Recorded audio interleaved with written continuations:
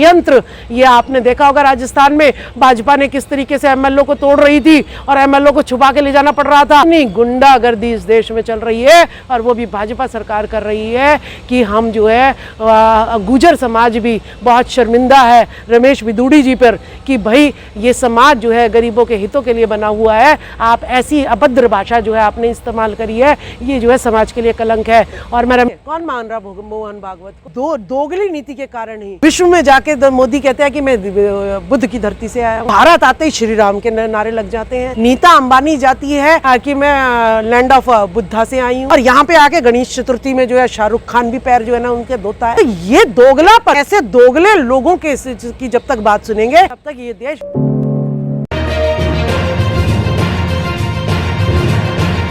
राष्ट्रपति ने कहा था कि भारत की जेलों में 90% जो है निर्दोष SC ST OBC के लोग भरे पड़े हैं। तो आपने चाहे नूह मेवात की घटना हो, चाहे मणिपुर की घटना हो, चाहे जो है आपकी स्वामी प्रसाद मौर्य जी को जूते मारने की घटना हो और चाहे रमेश बिदूड़ी की घटना हो, कि देखिए कि उन्हीं से ये जो है उन्हीं को आगे रखते हैं धर्म की लड़ाई के लिए, उन्हीं को आगे रखते हैं भाईचारे को खराब करने के लिए और फिर उन्हीं को जो है वो सजा देकर जेल के अंदर कर देते हैं। तो ये भाजपा का षड्यंत्रकारी इतिहास मैंने आपको अभी अभी का ताज़ा बता दिया है कि किसी गल्ले पर किसी मंदिर का पुजारी मोनू यादव नहीं है, किसी बिट्टू पंचाल, बिट्टू लोहार, किसी भी मुझे मंदिर की संस्था में किसी सदस्य वो नहीं मिलता है। और लेकिन जब सड़कों पे बात आती है तो यही SC ST OBC धर्म की इनकी जो है कावड़ भी ढोता है, इनके धर्म के नाम पर इनकी जो है गणेश चतुर्थी भी मनाता है और धर्म के नाम पर लड़ाई भी यही SC ST OBC जो है लड़ता है। पहले इन्हें कह देते हैं मानव बम बना देते हैं, फिर उनसे बुलवाते हैं और फिर उनको ही सजा देते हैं। लेकिन जब तक इस देश में रूट कॉज क्या है, जड़ क्या है, ये अपराध कौन करा रहा है, उसकी गर्दन पे जब तक हाथ नहीं डालेगी तब तक ये SC ST OBC माइनॉरिटी समाज यूं ही बरगलाया जाएगा और उसको यूं ही जो है जेलों में भरा जाएगा। तो SC ST OBC माइनॉरिटी जो है ये जो है निर्दोष है, इसको बहकाया जा रहा है। वो आपने देख लिया रमेश बिदूड़ी को कि भाई अगर तूने ये स्टेटमेंट नहीं बोली तो तेरे ED CBI तेरे घर के आगे भेजूंगा और तेरे को जेल में डालूंगा। अभी तो तू अगर कुछ कहेगा तेरे ऊपर FIR भी होगी, कुछ भी होगी तो हम तुझे बचा लेंगे। तो ये षड्यंत्र ये आपने देखा होगा राजस्थान में भाजपा ने किस तरीके से MLO को तोड़ रही थी और MLO को छुपा के ले जाना पड़ रहा था। इतनी गुंडागर्दी इस देश में चल रही है और वो भी भाजपा सरकार कर रही है कि हम जो है गुर्जर समाज भी बहुत शर्मिंदा है रमेश बिदूड़ी जी पर कि भाई ये समाज जो है गरीबों के हितों के लिए बना हुआ है, आप ऐसी अभद्र भाषा जो है आपने इस्तेमाल करी है, ये जो है समाज के लिए कलंक है। और मैं रमेश बिदूड़ी जी से कहना चाहूँगी कि अभी अभी भाजपा ने आपके OBC समाज की महिलाओं का गला काट दिया है। अगर आपको बोलना ही था तो आप महिला बिल पे बोलते कि ये 33% आरक्षण मोदी सरकार आपने किसके लिए दिया है, इसमें OBC का प्रतिनिधित्व तो आपने दिया नहीं है, इसमें आपने कोई SC ST का भी नहीं दिया है, तो ये आपने किसके लिए दिया है? यानी स्वर्णवादी जनता, हीरोइनों के लिए और बिजनेसमैन के लिए और अपने जितने MP स्वर्ण जाति के उनकी पत्नियों के लिए दिया है।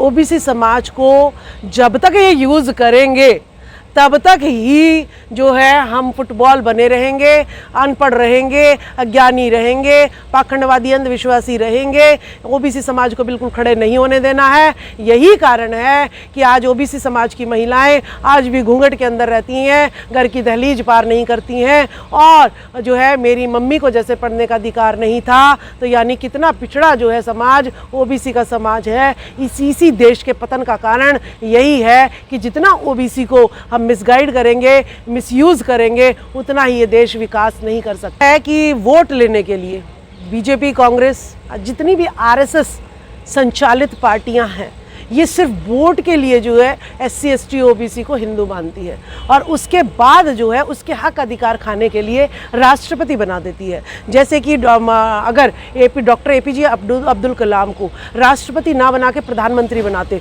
तो इस देश में मंदिर मस्जिद नहीं बनते, इस देश में बनते लाइब्रेरी बनती, स्कूल बनते, यूनिवर्सिटी बनती, ITI बनती, IIT बनती और लेबोरेटरी बनती। लेकिन उन्होंने राष्ट्रपति बना दिया और मुसलमानों पे जो है उनको जो है उनके हक अधिकार को खाने का काम किया। फिर आती है एससी समाज के आरक्षण को ख़त्म करने की बात, तो रामनाथ कोविंद जी को प्रेसिडेंट बना दिया जाता है। फिर आती है एसटी के जंगल ज़मीनों को कब्जा करने की बात, तो जो है द्रौपदी मुर्मू जी को, यानी जिसकी वोट लेनी है उसका राष्ट्रपति बना दो और उसके समाज की वोट ले लो और फिर के उनके हक अधिकारों को खा लो। यही जो है ओबीसी का भी काम इन्होंने किया।